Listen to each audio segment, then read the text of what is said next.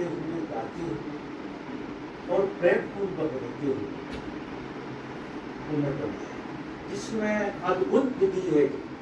तो मित्रों, मेरा तो जरा सा एक निवेदन है आपसे कि ये बार बार हो ना हो आपसे। अभी हमारे बीच में स्वामी जी हैं, एक्सपर्ट, कई जगह उन्होंने मुश्किल रोगियों को कराया। मैं अभी पीछे टोरंटो में था, वहाँ भी इनका आगे पीछे प्रयोग कनाडा में पिछले साल मैंने सुना था, किया था। तो यहाँ एक योग बन गया है। और ये जो ध्यान की विधि है, अगर सच में आप बिल्कुल ईमानदारी से इस प्रयोग को गहराई से करेंगे, तो ये आपके भीतर जो आपका स्वभाव है वहां आपको पहुंचा देगा। एक ही विधि, यानी भगवान की की सारी विधियां स्वभाव में पहुंचाने की, और ये इतनी कारगर है। और सबसे बड़ा बैरियर भी हमारी जिंदगी में जो है वो हंसना रो नहीं। तो अगर आप ठीक से हंसे और ठीक से रोए, बड़ी ईमानदारी से ये प्रयोग करना मित्रों मेरा निवेदन, क्योंकि ऐसा मौका बार बार नहीं आता। ये योग है, और इसमें हमारे और स्वामी जी की बात नहीं है, इसमें पुरुषों का होना बहुत जरूरी है। और वो है पुरुषों की मौजूदगी। आप देखो जरा, थोड़े से भी चित्त से हट के उतर कर देखो, तो आप ये देखोगे कि पुरुषों का ही खेल चल रहा है। यानी मौका आप दो और फिर गुरु का कमाल देखो, लेकिन मौका आपको देना। आपको क्या है कि गुरु जबरदस्ती नहीं करते, हमें मौका तो देना पड़ता है। तो यदि आपने उनको उनका काम करना है, ये आपका काम नहीं, उनका ही काम, आप आश्चर्य करो, क्योंकि उन्होंने वायदा किया है कि जो निष्ठा से मेरे प्रयोग में उतरेगा, मैं उनके साथ यात्रा करूंगा।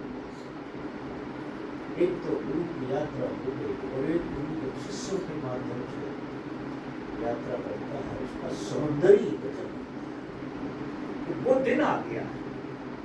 तो जैसे ही आप पूरी निष्ठा के साथ, और फिर आप ये देखेंगे कि आप निकल रहे यात्रा, जैसे कोई अदृश्य शक्ति आपके भीतर से यात्रा कर रही, सिर्फ शुरू कर दो और तमाशा इतना आनंददायी ये मौका है। सौभाग्य हमारे हैं कि हम सब उपस्थित हुए हैं। बस इतना ही निवेदन है कि आप लोग मेरी एक बात करूँगा कि चुप रहना पूरे दिन अगर बन सके, क्योंकि इस ध्यान की गहराई चुप होने में बहुत होती है। अगर आप इधर 3 घंटे खेल करके फिर गपशप मार रहे हो, बैठे हो, वो मेरे हिसाब से ठीक है। तो थोड़ा सा जितना बन सके उतना चुप रहना, एक दूसरे को डिस्टर्ब मत करना, और इस प्रयोग को ईमानदारी से करिए। 14 दिन के बाद फिर जब अपन 3-3 घंटे मौन में बैठेंगे, तब देखना है क्या करिश्मे होगी, अद्भुत करिश्मे। यानी ये मानिए कि ये आपकी जिंदगी का पहला और आखिरी ध्यान, ऐसे करिए इतनी निष्ठा से कि ये आपका पहला और आखिरी ध्यान, जिंदगी भर का ध्यान ही करते रहो। ऐसे मान के चलो कि पहला और आखिरी ध्यान इतनी निष्ठा से करो, इतनी इंटेंसिटी से करो, तो बात बिल्कुल देखो हमारे साथ तो जीवन से जो हमें घेरे हुए 24 घंटे, हमने स्पेस नहीं दिया बस, और ये स्पेस देने का आयोजन है, अद्भुत आयोजन। इतना ही निवेदन है कि मन में रहेंगे अपन, और पूरी निष्ठा से जैसा स्वामी जी कहेंगे बिल्कुल उनके, देखो देखिए किसी भी काम को करने में नियम कायदे तो होती है।